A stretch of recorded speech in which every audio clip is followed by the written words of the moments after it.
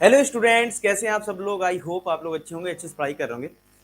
आप लोग क्लास 11 में पढ़ाई करना आपने शुरू कर दिया। अब आप देख ही पा रहे होंगे क्लास 11 का लेवल क्या है। 10th में आपको क्या लगा, 11th में आपको कैसा लग रहा है, आपको आप लोग जरूर कमेंट सेक्शन में लिखना।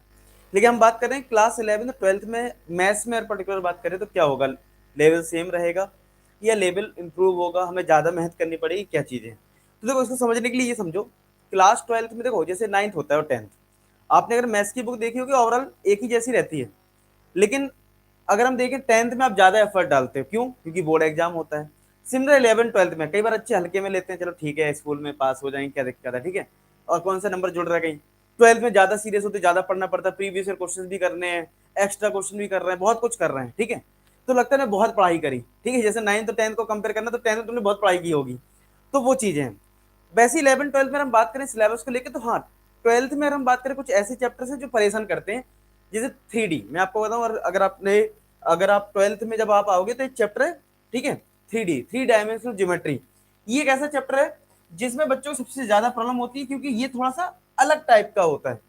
और टॉपिक्स हमने कहीं ना कहीं देख रहे होते हैं, 11 में पढ़ लिया होता है ये चैप्टर। पढ़ा तो है 11 में भी 3D, इंट्रोडक्शन टू 3D, लेकिन इसमें डिफरेंस रहता है 12th वाले में, तो वहां पे आपको डिफरेंस देखने को मिलता है। तो ये थोड़ा टॉपिक परेशान करता है। फिर दूसरा, 12th क्लास में एक इंटीग्रेशन एक ऐसा चैप्टर है कि जिसमें आप बहुत बहुत ज्यादा ही प्रैक्टिस करनी पड़ती है, मतलब वो कुछ ज्यादा ही लेवल पर पढ़ाई करनी पड़ती है इंटीग्रेशन में।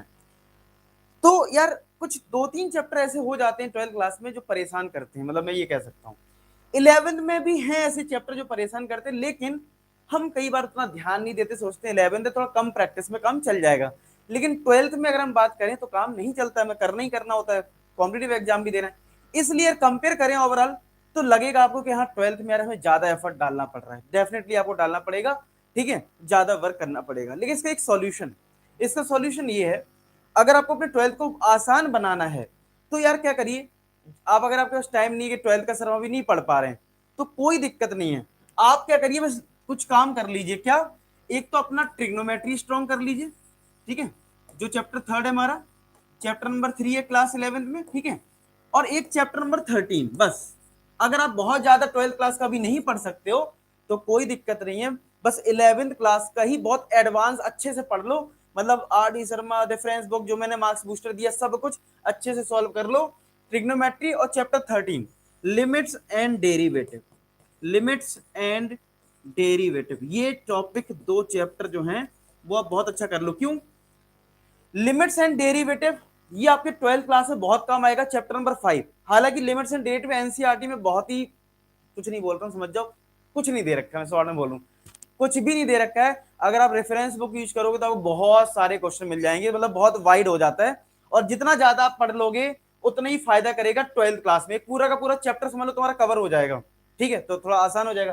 ट्रिग्नोमेट्री ऐसा है जो कि 12th क्लास में इंटीग्रेशन इन सब में बहुत हेल्प करेगा, तो जितना ज्यादा ट्रिग्नोमेट्री सीख सकते हो उतना ही आपके लिए बेनिफिट रहेगा फ्यूचर में। तो मैं यही बोलूंगा 12th क्लास में आपको ज्यादा एफर्ट डालना पड़ेगा, नो डाउट। उसको आसान करना है तो आप 11th क्लास की ये दो चैप्टर बहुत स्ट्रॉन्ग कर लीजिए, जिससे कि 12th थोड़ा सा आसान लगे आपको। और अगर आप 12th क्लास का भी सिलेबस कर सकते हैं अगर इनके पैरल में, तो बहुत बढ़िया है। मैंने आपको देखो फोल्डर दे ही रखा है, अगर आपने देखा हो, जिन बच्चे नए हैं तो देख लीजिए। क्लास 11 का फोल्डर ये, क्लास 12 का ये। अगर आपको क्लास 12 का पढ़ना है तो क्लास 12 पे भी जाके आप सारी चीजें हैं, फॉर्मुला बुकलेट है, इंपॉर्टेंट क्वेश्चन है, इवन एक रोड मैप है, ये पीडीएफ जो देख रहे हैं इस पर क्लिक करोगे प्रॉपर बताया गया है, पहला आपको कहां से पढ़ना है, दूसरा चीज कहां से पढ़नी है, सब कुछ इसमें दे रखा है। सेम चीज आपके 11 क्लास के फोल्डर में है, सब कुछ दे रखा है, इंपॉर्टेंट क्वेश्चन है, मार्क्स बूस्टर है, इसमें भी एक रोड मैप है।